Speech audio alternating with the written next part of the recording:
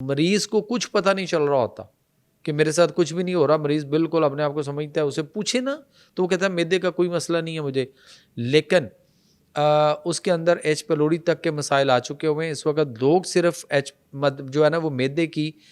دوائیاں کھا رہے ہیں اور وہ سمجھتے ہیں کہ ہمیں معدے کا, جیسے آپ نے فرمایا نا کہ بھی بلوٹنگ ہوتی ہے یا گیسز ہو جاتی ہیں, ایسیڈیٹی ہو جاتی ہے, جلن ہوتی ہے, منہ میں پانی سا آ جاتا ہے, سوتے ہوئے منہ سے رال بہتی ہے, یا تکیا یا شرٹ گیلی ہوتی ہے, یا پیشاب میں ایسیڈیٹی تیزابیت بھی نکل رہی ہوتی. تو یہ ایز سچ اتنا بڑا مسئلہ نہیں ہے, لوگ صرف اسی کو فوکس کر کے لگے ہوئے ہیں. لیکن اس وقت معدے کو بگڑ کر, یعنی جس کے معدے کو 4 سے 6 ہفتے گزر چکے ہوں تو اس کو ایچ پیلوری کا ٹیسٹ کروانا بنتا ہے. ایچ پیلوری, ہیلیکوبیکٹر پیلوری ایک بیماری ہے جو کہ آپ کے اس وقت WHO کا یہ کہنا ہے کہ پوری دنیا میں 8 ارب لوگ ہیں,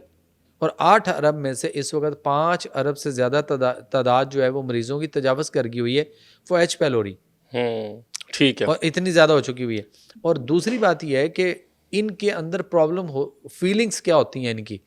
جتنے بھی لوگ ہیں جو اس وقت ایچ پیلوری کا شکار ہیں, ان کے اندر ڈپریشن, ٹینشن, سٹریس, انگزائٹی, غصہ, چڑچڑا پن, رونا دھونا, پریشان, عجیب طرح کی سوچیں, وہم, توہمات, خیالات, ڈر, خوف, گھبراہٹ, گھٹن, دل کی دھڑکن کم زیادہ, سم ٹائم ادھر دباؤ یا چبھن, اور اس کے بعد بازو کی طرف آتی ہے تو فیل کرتا ہے کہ شاید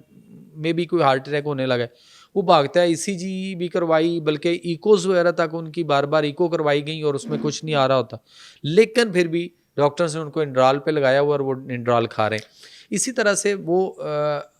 مسئلے جو ہیں لفٹ میں جانے سے اس کو پرابلم ہوتی ہے, وہ بس میں یا باہر نکلتے ہوئے تو اس کو ہوتا ہے میں مر جاؤں گا رستے میں, پتہ نہیں کیا ہوگا, اور باتھ روم میں ڈرتا ہے. اچھا, اکیلا کمرے میں بھی ڈرتا ہے اور 50 لوگوں میں بھی ڈرتا ہے.